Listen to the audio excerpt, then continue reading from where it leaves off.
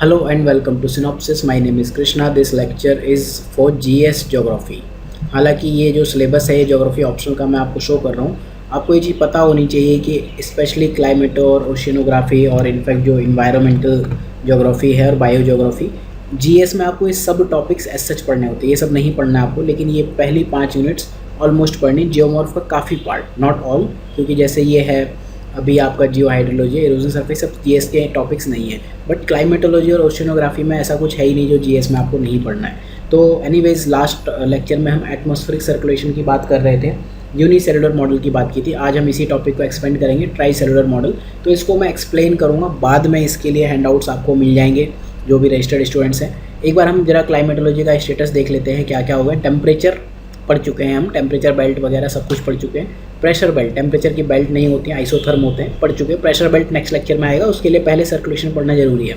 Syllabus ऐसे ही गंदा सा लिखा होता है हर जगह, अनऑर्गेनाइज था। यूपीएससी में पता नहीं कौन लोग बैठ के सिलेबस बनाते हैं। हीट बजट हम पढ़ चुके हैं, एटमॉस्फेरिक स्टेबिलिटी इनस्टेबिलिटी पढ़ चुके हैं। प्रेशर बेल्ट के बाद हम पढ़ेंगे प्लेनेटरी एंड लोकल विंड, उसके बाद monsoon, jet stream, air mass, frontogenesis, tropical and temperate cyclone. ये वाला part type and distribution of precipitation पढ़ चुके हैं। प्रीलिम्स का सिलेबस यहीं तक ख़त्म हो जाता है, ठीक है। इसके बाद एक एक दो कॉन्सेप्ट के अर्बन क्लाइमेट होता है क्या है, ये सब चीज़ें आपकी mainly mains point of view से जीएस मेंस के लिए इम्पॉर्टेंट है। तो पिछले लेक्चर में किया क्या था, हमने एटमॉस्फेरिक सर्कुलेशन का यूनिसेलुलर मॉडल पढ़ा था, एटमॉस्फेयर की बात की थी, एजम्पशन देखी थी कि अर्थ नॉन रोटेटिंग है और होमोजेनियस सरफेस है, कोई लैंड वाटर डिफरेंशिएशन नहीं है, आइसोट्रॉपिक सरफेस है, मतलब सिर्फ लैंड ही लैंड हम कंसिडर कर रहे हैं या फिर वाटर ही वाटर, और इसका बेसिस है इंसोलेशन। अब हम ट्राई सेलुलर मॉडल की जो बात करेंगे, इसमें नॉन रोटेटिंग, इसको हम रोटेटिंग अर्थ कर देंगे। तो ये एक एजम्पशन हमने रिलीज़ कर दी। तो पिछला वाला जो थ्योरी थी एक बार उसको समझते हैं कि पोल पर हाई प्रेशर। एक बार मैं आपको क्वेश्चंस दिखा देता हूँ इससे कैसे क्वेश्चंस आते हैं। कि अगर हम एटमॉस्फेरिक सर्कुलेशन देखें, क्लाइमेटोलॉजी में है डेफिनेटली, पेपर 1 पेपर 2 दोनों में इंपॉर्टेंट है। क्लाइमेटो में एटमॉस्फेरिक सर्कुलेशन में हम इस टॉपिक को देखेंगे। आप इस पर क्वेश्चंस देखो, ये क्वेश्चंस एज सच जीएस में भी एक्सपेक्ट आप कर सकते हो, पूछता ही है। इनफैक्ट जो हिस्ट्री है, सोशियोलॉजी है, ज्योग्राफी है, पॉलिटी, ठीक है, जो मेजर आपके 7 सब्जेक्ट्स हैं, उनके लिए आपको personally I would like to tell you कि अगर आपको अच्छे मार्क्स स्कोर करने तो एटलीस्ट 4-5 साल के ऑप्शनल्स के उनके पेपर्स देख के जाओ, वो टॉपिक ज़रूर कवर करो। जैसे चैतन्य महाप्रभु हिस्ट्री ऑप्शन में पूछा था रिसेंटली, अभी यहाँ पूछ लिया।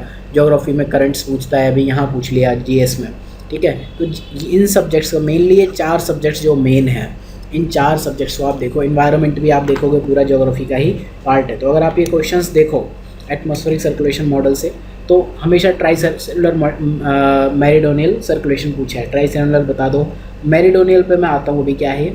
यहाँ भी मेरिडोनियल सर्कुलेशन पूछा हुआ है, इंपॉर्टेंस इन वर्ल्ड क्लाइमेट ये पूछा है कि इंपॉर्टेंस क्या है। और ट्राई सेलुलर मॉडल देखो, 2 चीज़ें होती हैं अगर हम अर्थ की बात करें, एक होता है लेटीट्यूड जो लेटे हुए होते हैं, एक होता है लॉन्गिट्यूड, ठीक है। तो जब हम इस अलोंग बात करते हैं, अगर हम कहें कि इस जोन में ये जोन है, ठीक है, zone of 60 degree to 65 degree, इस एरिया के बीच में कैसा क्लाइमेट है, इसे हम जोनल कहते हैं। जब हम इस तरह से बात करते हैं तो इसे हम कहते हैं जोनल, ठीक है।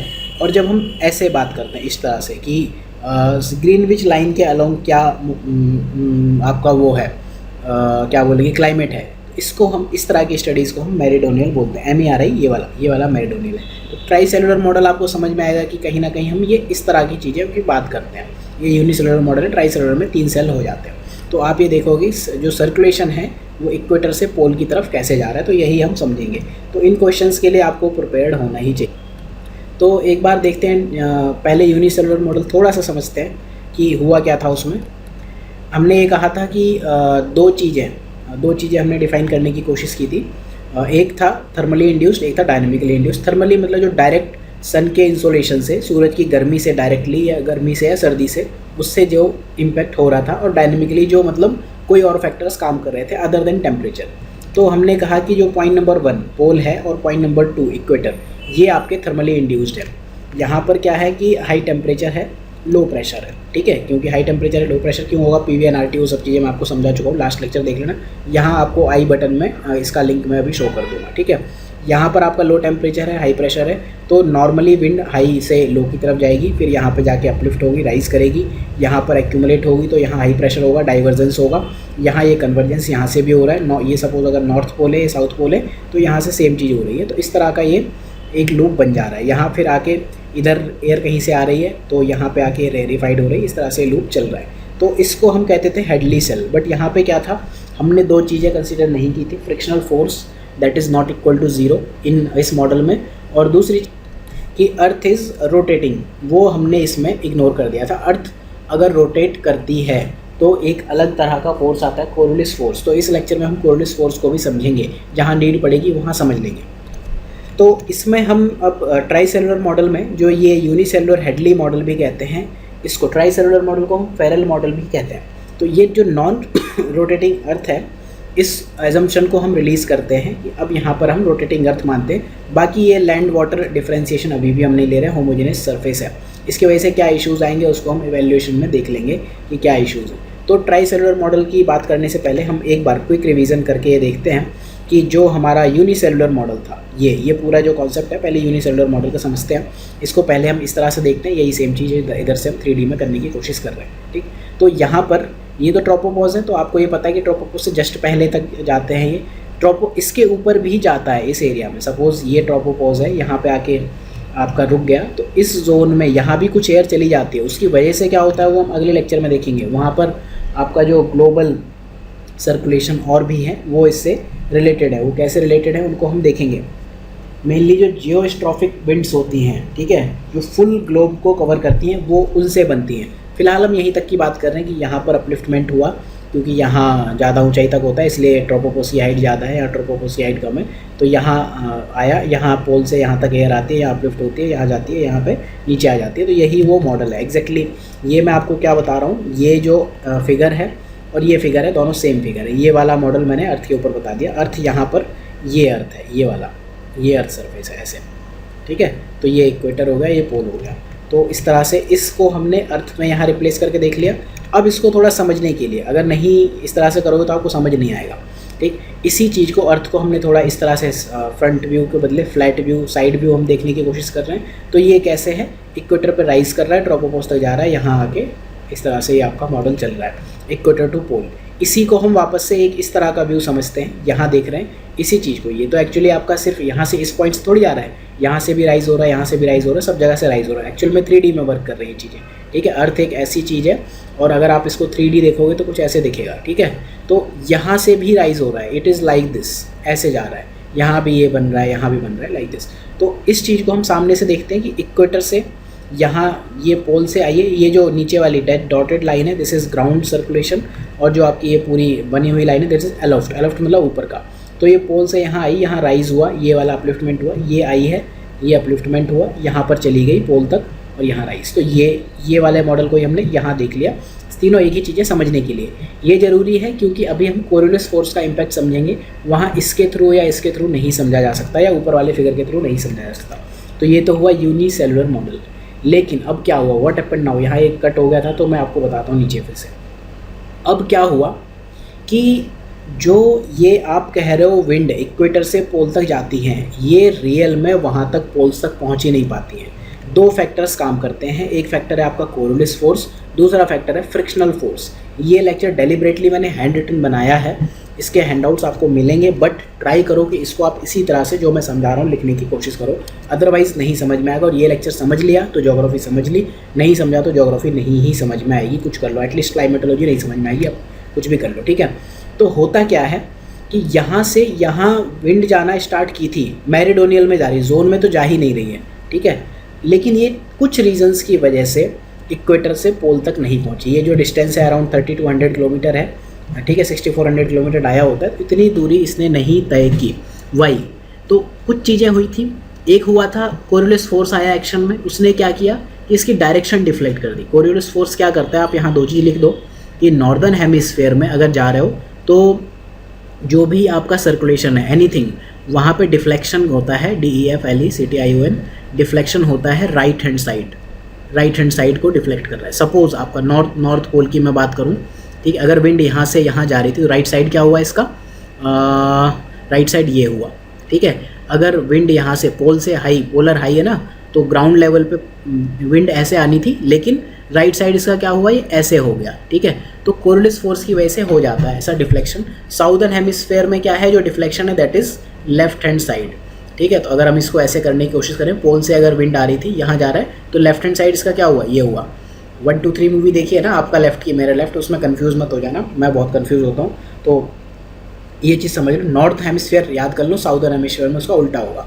कि अब ये हम एलोफ्ट विंड की बात कर रहे हैं, ये ऊपर वाली विंड की बात कर रहे हैं यहाँ पे। ये जो विंड है ना, ये ऊपर वाली, इसकी बात कर रहे हैं, इस वाले की बात कर रहे हैं, ना कि इस वाले की, ये ध्यान रखना, ठीक है, ये वाली। तो हुआ क्या कि ये आपका यहाँ से इक्वेटर से पोल की तरफ चलना स्टार्ट किया, यहाँ से चल रहा है, यहाँ से चल रहा है, यहाँ से चल रहा है, but due to some reason से पोल तक नहीं पहुँच पा रहा है। पहला रीज़न ये है कि कोरियोलिस फोर्स की वजह से ये डिफ्लेक्ट हो जा रहा है। इस फोर्स पे अभी हम आएंगे इसी लेक्चर में 2-3 मिनट बाद। और दूसरी चीज़ ये है कि ये आने वाला था भी, ये यहाँ से इधर इक्वेटर पे अपलिफ्टमेंट हुआ, इसकी एनर्जी इतनी नहीं, फ्रिक्शनल फोर्स काम करता है, तो ये यहीं पर कहीं बस दम तोड़ देता है और नीचे गिरने लगता है।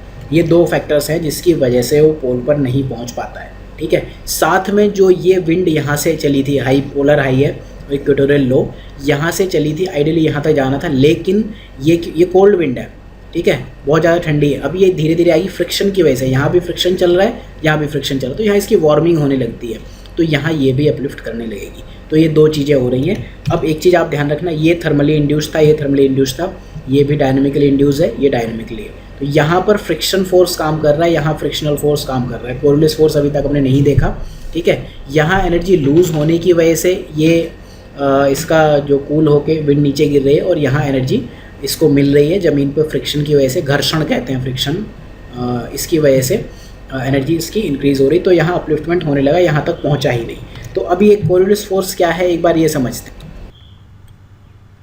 देखो अभी तक हमने ली थी नॉन रोटेटिंग अर्थ की, अर्थ घूम नहीं रही है। सपोज ये अर्थ है, इसको हमने इस डिस्क पे रखा है, यही डिस्क हमारा ये फ्रंट व्यू है और ये टॉप व्यू है। तो अभी आपको सपोज़ इस पॉइंट से इस पॉइंट, ये ब्लैक बॉल है, इसको आपको यहाँ तक भेजना है, तो आप इसको सीधे यहाँ सीधे भेजोगे और ये चला आएगा, ठीक है। इस ब्लैक पॉइंट को आपको यहाँ तक ले जाना, सीधे चलोगे, ठीक। आप यहाँ रेड पॉइंट को यहाँ लेके आ रहे हो, तो सीधे इस डायरेक्शन में चलोगे। लेकिन होता क्या है, धरती घूम रही है, ठीक है, धरती इस तरह से घूमती है, ठीक। तो अब हम ये कह रहे हैं कि धरती घूम रही है ऐसे, ये धरती है, ठीक। तो होगा क्या, आप तो इस डायरेक्शन में चले थे, लेकिन क्योंकि धरती घूम के आगे चलेगी, आप यहाँ है, धरती घूमती चली गई, आप यहाँ पहुँच जाओगे। इसको हम एक बार थोड़ा प्रैक्टिकली देखते हैं। आप यहाँ देख सकते हो कि आप चलना स्टार्ट किए थे, ये रेड बॉल है, यहाँ सीधे चलना था यहाँ से यहाँ तक, लेकिन क्योंकि धरती चली गई आगे, ये ऐसा हो गया, ठीक है। आप यहाँ देखो, ये ब्लैक बॉल को यहाँ जाना था, इस ब्लैक बॉल को रेड पॉइंट पे जाना था, ये चली कहाँ गई, यहाँ। क्यों आई, तो ये सीधे ही थी, जो इक्वेटर के ऊपर से या पोल के यहाँ से विंड तो सीधे ही चली थी, लेकिन क्योंकि अर्थ आगे चली गई, इसको आना यहाँ था, तो ये धीरे धीरे यहीं चला, ऐसे पीछे बैक में चला गया। अगर आप यहाँ एक पेपर पे रख के आप पेपर को घुमा दो और पेंसिल आप सीधे लेके आओ, तो इस तरह की फिगर बनेगी। तो दिस इज़ कोरियोलिस फोर्स, ठीक है। तो कोरियोलिस फोर्स की वजह से क्या होता है, नॉर्दर्न हेमिस्फीयर में आप देख रहे हो, ये यहाँ आना था, इसको ये यहाँ मूव कर गया, ठीक। साउदर्न हेमिस्फीयर में ये दिख रहा है, तो आपको राइट हैंड साइड मूव करता हुआ दिखेगा। नॉर्दर्न हेमिस्फीयर में नॉर्थ साइड आपको मूव करता हुआ दिखता क्लियरली। तो इस वजह से क्या हुआ कि जो कोरियोलिस फोर्स है, एग्जैक्टली आपको जो विंड यहाँ से यहाँ तक जानी थी, वो यहीं कहीं तक रुक गई, यहाँ से यहाँ तक पहुँची नहीं, एनर्जी उसकी लूज़ हो गई बीच में। Coriolis force plus frictional force दोनों की वजह से। सिर्फ कोरियोलिस फोर्स काम करता तो वो यहाँ से इक्वेटर से लेके पोल तक पहुँच जाती, यहाँ से यहाँ तक पहुँच ही रही थी, लेकिन साथ में फ्रिक्शनल फोर्स हुआ तो उसने यहीं कहीं उसको नीचे गिरा दिया, ठीक है। तो जो ये इक्वेटर से लेके पोल तक विंड जाने वाली थी ऐसे, ठीक है, तो यहाँ तक ना पहुँच के यहाँ कहीं डिसेंड हो जाती। So this is the story of Coriolis force, कि ये यहाँ जाना था, इक्वेटर से यहाँ तक आना था, यहाँ तक ना पहुँच के या यहाँ मुड़ जाती है, मतलब इसकी डायरेक्शन ही चेंज हो जाती है, ठीक है। कोरियोलिस फोर्स के बारे में हम और चीज़ें पढ़ेंगे। CF, कोरियोलिस फोर्स को CF से डिफाइन करते हैं, लिखते हैं, तो CF या FC लिखोगे, that is proportional to V² sine theta. Theta होता है ये एंगल यहाँ से इक्वेटर से, ठीक है। अब आप यहाँ देखोगे एग्जैक्ट 0 डिग्री पे, ठीक है, यहाँ 90 डिग्री है, तो 0 डिग्री पे कितना हुआ, 0 है। तो इस एरिया में कोरियोलिस फोर्स 0 है, तो इसकी वजह से एग्जैक्ट इक्वेटर पे, अभी हम जो आगे एप्लीकेशंस पढ़ेंगे कोरियोलिस फोर्स की, साइक्लोन्स नहीं आते हैं, थोड़ा बहुत 4-5 डिग्री ऊपर नीचे होते हैं, ठीक है। वी स्क्वायर, जितनी तेज़ी से ये स्पीड है इसकी उतना ज़्यादा, मतलब फ्रिक्शनल फोर्स जितना कम होगा, ठीक है, कोरोलिस फोर्स उतना हाई होगा, ठीक है। तो फ्रिक्शनल फोर्स भी ऊपर हाई है। तो कोरोलिस फोर्स के अलावा जो चीज़ काम करे दैट इज़ फ्रिक्शनल फोर्स। अब यहाँ वापस से इसको समझ लेते हैं। This one is thermally induced, this one is thermally induced. आना था इसको ऐसे, इक्वेटर तक आना था, पोल से ऐसे आना था, इसके बाद राइज करके सीधे ऐसे चले जाना था, ये हेडली ने कहा। लेकिन फेरल ने कहा कि ऐसा नहीं है, यहाँ पे आपकी फ्रिक्शन की वजह से वार्मिंग हो रही है, यहाँ अपलिफ्टमेंट हो रहा है, यहाँ फ्रिक्शन की वजह से एनर्जी लूज़ हो रही है, यहाँ नीचे गिर रही है, ठीक है। तो फिर यहाँ नीचे गिरी तो यहाँ आएगी, फिर ये आएगी। अब क्योंकि यहाँ इसको हम कहते हैं ये चीज़ जो हो रही थी इसे हम कहते हैं कन्वर्जेंस, यहाँ हो जाएगी क्योंकि एयर एक्यूमुलेट होगी तो यहाँ होगा डाइवर्जेंस। यहाँ पर क्या होगा, एयर एक्यूमुलेट हो रही है तो यहाँ प्रेशर क्या होगा, हाई प्रेशर। क्या ये टेम्परेचर की वजह से हुआ, नहीं, ये हुआ है किसी अदर फैक्टर की वजह से, तो ये हुआ डायनेमिकली इंड्यूस्ड, ये भी हुआ डायनेमिकली इंड्यूस्ड, ये भी हुआ डायनेमिकली इंड्यूस्ड, ये भी था डायनेमिकली इंड्यूस्ड, ये भी था डायनेमिकली। सिर्फ दो जोन, ये वाला और ये वाला थर्मली इंड्यूस्ड जोन है, ठीक है। तो अब क्या हो रहा है आपका, यहाँ पे एयर एक्यूमुलेट हो रही है तो डाइवर्स होगी, डेफिनेटली फैलेगी। एयर एक जगह इकट्ठी हो रही, कहाँ रहेगी, एयर भागेगी ना दूर, तो यहाँ फैलेगी। अब ये इस तरह से लूप बन जाएगा। अल्टीमेटली लूप क्या बना, जो ये वाला बनना था, ये बड़ा वाला लूप ऐसा बनना था, ठीक है, ये ना बन के क्या बना, ये छोटा लूप बन गया। यहाँ से लेके यहाँ चली थी, यहाँ ये नीचे गिरी और यहाँ ऐसे आ गई, यहाँ डाइवर्स होकर ये चली गई। तो अब इस सेल को फेरल ने हेडली का नाम रखने के लिए, हेडली, हेडली मतलब हेड पे है, ठीक है, इसको इन्होंने हेडली सेल कह दिया, ठीक। सेम चीज़ यहाँ डाइवर्स हो गया, अब डाइवर्स होकर यहाँ भी आई, ठीक है। अब सेम चीज़ यहाँ है कि डाइवर्स होकर यहाँ आ रही तो यहाँ तक भी पहुँचेगी, ठीक है। अब यहाँ वार्मिंग हो रही है तो यहाँ अपलिफ्टमेंट है। अब यहाँ आप देखो, यहाँ से भी एयर आ रही है, यहाँ से भी एयर आ रही है, ठीक।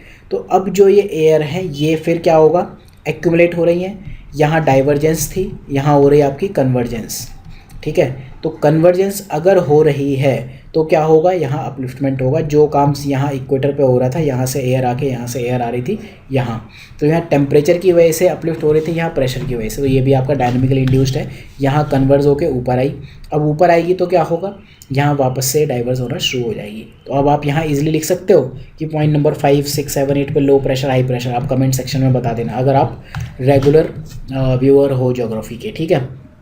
तो यहाँ आपको पता ही है, आप सारे पॉइंट पे 1, 2, 3, 4, 5, 6, 7, 8 पे please write in comment section किस पे हाई होगा किस पे लो होगा। आप ऐसे लिखो कि 1 पे H, 2 पे L, ऐसे करके आप लिख के कमेंट करो, ठीक है, इन पॉइंट्स पे क्या होगा। तो अल्टीमेटली क्या होगा कि ये आपका एक लूप ऐसे बना, ठीक है, ये लूप आपका ऐसे बना, ठीक है, जो लूप आपका यहाँ तक बनना था वो यहीं यहाँ आ गया, यहाँ से बन गया। साथ में ये लूप यहाँ, ये यहाँ से डाइवर्स हुई, ये यहाँ आई, यहाँ ये डाइवर्जेंस हो रही है और यहाँ आके ये फिर वापस कन्वर्जेंस की वजह से नीचे गिरेगी, तो एक लूप ऐसे बना, ठीक है। तो अब आप इन लूप्स की डायरेक्शन देख रहे हो, एक लूप की डायरेक्शन क्लॉकवाइज, दूसरे लूप की डायरेक्शन एंटी क्लॉकवाइज, तीसरे लूप की डायरेक्शन इज अगेन क्लॉकवाइज। तो ये आपका, इसको हम कहते हैं हेडली सेल, जैसा नाम था हेडली ने वैसे रखा। इसका नाम क्योंकि पोल के पास है, इसका नाम उन्होंने पोलर सेल रख दिया, और ये वाला उन्होंने अपने नाम पे रख लिया फेरल, FERL, फेरल सेल, ठीक है। तो ये इस तरह से बन गया आपका ट्राई सेलुलर सर्कुलेशन मॉडल। तो ये एक्चुअल में दिखता कैसे है, इस तरह से दिखता है, Hadley cell, Ferrel cell, polar cell, ठीक है। तो अब ये विंड्स क्या है, यहाँ पे हम इनको नेक्स्ट लेक्चर में समझेंगे। हालांकि ये समझना अब आपके लिए बहुत ज़्यादा दिक्कत दे चीज़ नहीं होनी चाहिए कि ये डायरेक्शन ऐसी क्यों है। डायरेक्शन क्लियर है, ये पोल से आना स्टार्ट किया था, ठीक है, पोल से यहाँ आ रहा था, यहाँ पे क्या हुआ, कोरोलिस फोर्स ने काम किया, धरती ऐसे घूम रही है, तो आप सीधे रहे थे, लेकिन आप सीधे आने के बजाय आप यहाँ मुड़ गए, तो यहाँ पर ये जो विंड की डायरेक्शन है ऐसे के बदले ऐसी हो गई, ठीक है। इक्वेटर पे ऐसे आ रही थी विंड, कहीं से भी आ रही थी, अभी आप ये भूल जाओ यहाँ से आ रही है कि कहाँ से आ रही है। इक्वेटर पे विंड यहाँ से कहीं से आ रही थी, सपोज यहाँ से आ रही थी, तो ये इस तरह से मुड़ गई। तो ये क्योंकि ईस्टर्न डायरेक्शन से आ रही हैं, ऐसे आती हुई दिखती हैं, पोल पे इस तरह की विंड्स चल रही हैं, इक्वेटर पे इस तरह की विंड्स आ रही, तो इनको हम इक्वेटर की ईस्टर्ली या फिर ट्रेड विंड, और नेम्स भी है, but these are easterly, these are easterly. यहाँ हाई प्रेशर है, हाई टू लो जाता है, तो हाई प्रेशर यहाँ इस वाले जोन में अगर आप देखोगे, ये हाई प्रेशर है, यहाँ लो प्रेशर है, यहाँ लो प्रेशर है, हाई से लो की तरफ जाएगा, हाई से लो की तरफ। यहाँ का राइट हैंड साइड ये हुआ, यहाँ का राइट हैंड साइड ये हुआ, तो यहाँ पर आपको दिखेंगी ये ईस्टर्ली, यहाँ दिखेंगी वेस्टर्ली। तो ये ग्लोबल सर्कुलेशन मॉडल है जिसे हम नेक्स्ट लेक्चर में समझेंगे, ठीक है। इस लेक्चर में समझने की नीड नहीं, ये lecture mainly 3 circulation model, tricellular model के लिए था।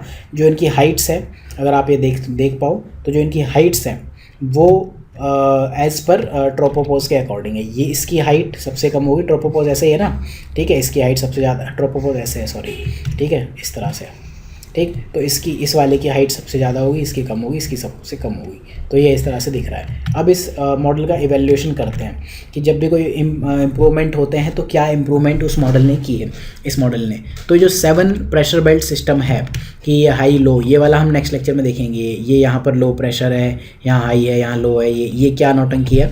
ये जो 7 प्रेशर बेल्ट है डायनेमिकली और थर्मली इंड्यूस्ड, उन सबको एक्सप्लेन करता है। रिफाइंड मॉडल है, रोटेशन को कंसीडर करता है। पिछला मॉडल जो हेडली मॉडल था वो रोटेशन को कंसीडर नहीं करता था। हालांकि अब भी इसमें लैंड वाटर का डिफ्रेंसिएशन नहीं है, तो सिंपल मॉडल है। जोनल पैटर्न दिखते हैं, आप अगर प्रेशर देखो ना, पूरी जोन में प्रेशर बेल्ट टाइप दिखती है। एक्चुअल में प्रेशर के इस तरह के वो होते हैं, प्रेशर सेल्स होते हैं, जोन्स नहीं होते हैं। अगर आप रियल में देखो, जो हम नेक्स्ट लेक्चर में देखेंगे, तो ये इस तरह की ये प्रेशर सेल्स होते हैं। यहाँ पर हाई प्रेशर सेल है, यहाँ लो प्रेशर सेल है, यहाँ हाई है। ये जुलाई की प्रेशर बेल्ट है, और ये यहाँ पर क्या है आपकी जनवरी की प्रेशर बेल्ट है। तो ये यहाँ हाई लो जो आपको रैंडमली दिख रहा है, इसको अल्यूटियन लो कहते हैं, ठीक है, इसको साइबेरियन हाई कहते हैं। तो इनको एक्सप्लेन नहीं करता ये। तो उन मॉडल्स को समझने के लिए लैंड वाटर डिफरेंशिएशन लाना है। ये एक सिंपल मॉडल है, जोनल पैटर्न में जोन में पूरा देता है आपको। एक प्रेशर बेल्ट आपको कह दिया ये पोलर हाई, इक्वेटोरियल लो, ये सब ट्रॉपिकल हाई, ये वाला लो, ठीक है।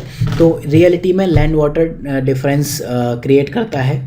तो लैंड वाटर डिफरेंस होता है, वो क्रिएट करता है प्रेशर सेल्स को।